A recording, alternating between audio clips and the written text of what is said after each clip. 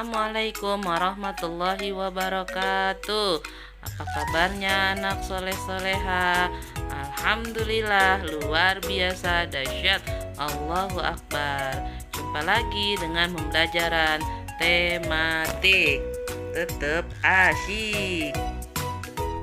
Sebelum kita belajar, yuk kita baca doa. Bismillahirrahmanirrahim. Rabbi zidni ilman warzuqni fahman waj'alni minas sholihin. Amin ya rabbal alamin. Ini kita akan belajar subtema 3, pembelajaran 1 dan 2. Materi yang akan kita pelajari adalah penjumlahan menggunakan garis bilangan, peran anggota keluarga, membuat karya dekoratif motif tumbuhan. Kalian simak video-video berikut ya. Sebelum kita mulai, ada yang tahu apa itu garis bilangan? Garis bilangan adalah urutan bilangan dari yang terkecil sampai yang terbesar yang dimuat dalam satu garis.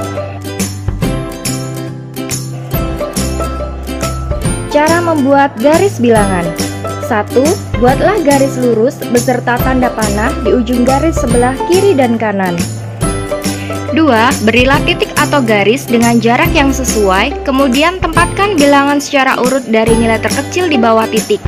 Garis bilangan biasanya dimulai dari angka 0, semakin ke kanan, bilangan itu akan semakin besar, dan semakin ke kiri, bilangan itu akan semakin kecil. Di sini ada garis bilangan dengan beberapa angka yang belum diketahui.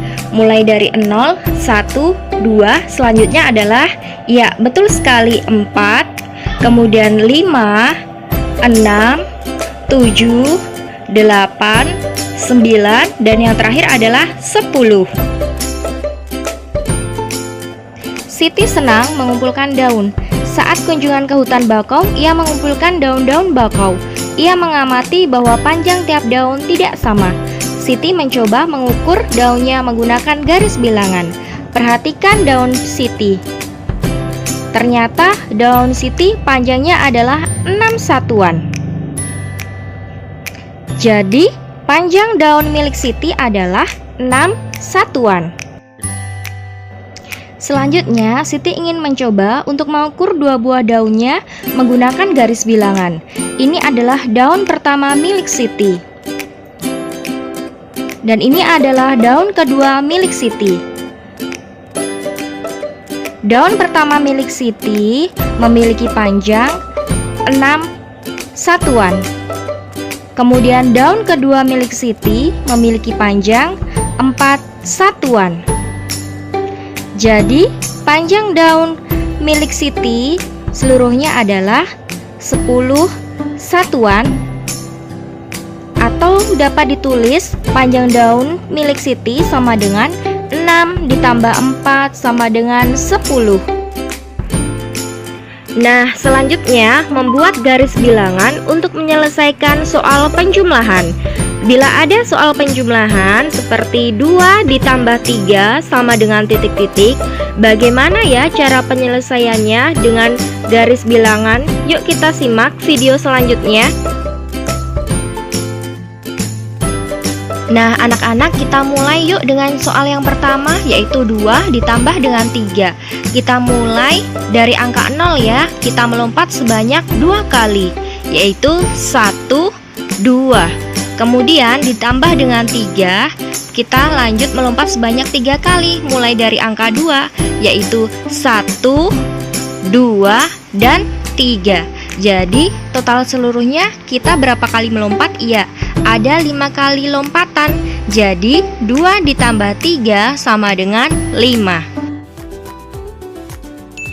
Oke teman-teman, sebuah keluarga itu memiliki anggota inti, yaitu ada ayah, ada ibu, dan anak. Nah, setiap anggota keluarga tersebut memiliki hak dan kewajiban sesuai dengan perannya masing-masing. Nah, kira-kira teman-teman di sini ada yang tahu tidak ya? Apa sih itu hak dan kewajiban? Oke, betul banget.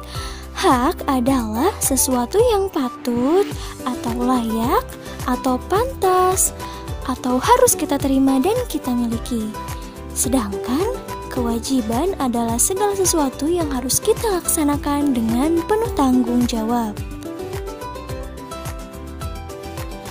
Hak dan kewajiban di keluarga dilaksanakan menurut perannya masing-masing. Nah, kita jelaskan satu persatu ya teman-teman. Tadi sudah disebutkan bahwa anggota inti dalam sebuah keluarga itu ada ayah, ada ibu, dan anak. Nah, kira-kira peran ayah itu apa ya? Peran ibu apa ya? Lalu peran anak dalam keluarga itu apa ya? Oke, simak sama-sama materinya ya. Oke, kita mulai dari ayah. Ayah dalam keluarga memiliki peran sebagai kepala keluarga. Kewajiban dan tugas ayah di keluarga adalah yang pertama, mencari nafkah, yang kedua, melindungi keluarga, yang ketiga, menjadi imam yang baik, yang keempat, menjadi panutan seluruh anggota keluarga, dan lain-lain. Nah, sedangkan hak ayah dalam keluarga itu adalah yang pertama, dihormati oleh anak-anaknya, yang kedua, disayangi oleh anak-anaknya, dan yang ketiga, ayah juga berhak dibantu oleh anak-anak jika ada kesulitan. Anggota inti selanjutnya yaitu ibu.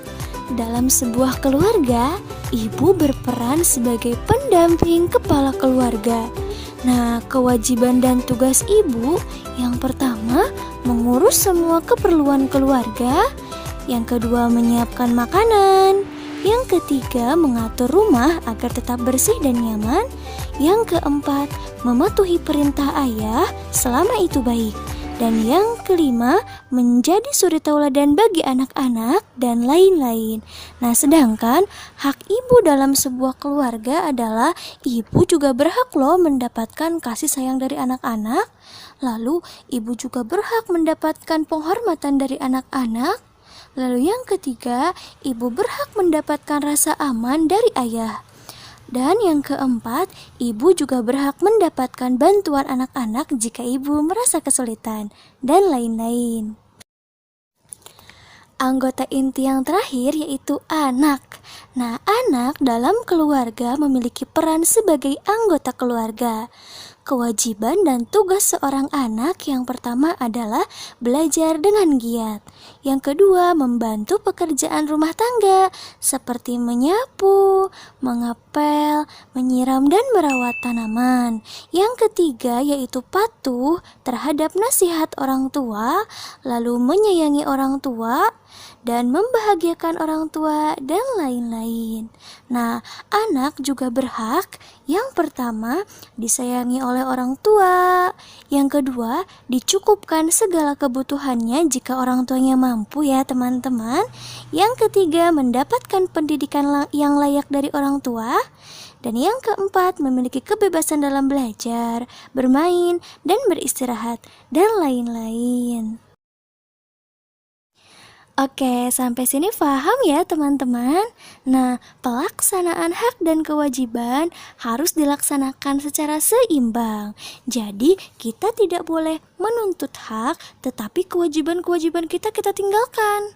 Nah, menjaga keseimbangan hak dan kewajiban itu merupakan pengamalan sila kelima Pancasila yang berbunyi keadilan sosial bagi seluruh rakyat Indonesia yang memiliki lambang padi dan kapas. Oke teman-teman, kesimpulan untuk pembelajaran kita kali ini adalah setiap anggota keluarga memiliki peran yang berbeda. Nah, hak dan kewajiban setiap anggota keluarga harus dilaksanakan secara seimbang sesuai dengan peran kita di keluarga. Gambar dekoratif itu apa ya? Nah, gambar dekoratif itu sama halnya menggambar motif hiasan pada sebuah benda. Tujuannya apa? Tujuannya agar benda tersebut menjadi lebih indah. Nah, gambar dekoratif dibuat secara sederhana, namun tanpa meninggalkan bentuk aslinya. Motif hiasan biasanya berupa hewan, bunga, atau tumbuh-tumbuhan. Motif-motif hias itu banyak dijumpai pada kain songket. Pernah anak-anak lihat ya kain songket? Kemudian ada kain batik, tentunya anak-anak tahu apa itu kain batik. Nah, kemudian ada juga kain tenun. Nah, kain tenun bisa anak-anak lihat pada gambar ya. Dan ada juga relief candi. Biasanya kita temukan di Candi Prambanan, Candi Borobudur, atau candi-candi yang lainnya. Dan yang terakhir ada ukiran wayang. Pernah lihat wayang ya tentunya. Nah, keindahan di setiap motif terletak pada komposisi warna, garis, dan juga bentuk motifnya.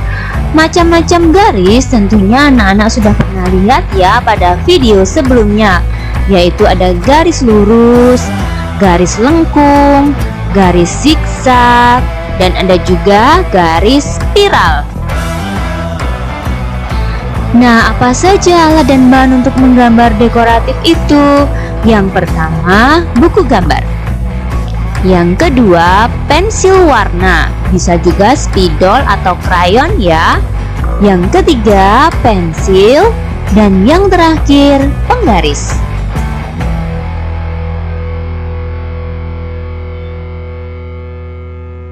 Nah, sekarang kita akan praktekkan membuat karya seni dekoratif, yaitu membuat motif batik kawung. Apakah anak-anak sudah pernah lihat motif tersebut? Tentunya sudah pernah ya. Nah, yuk kita simak video berikut ini.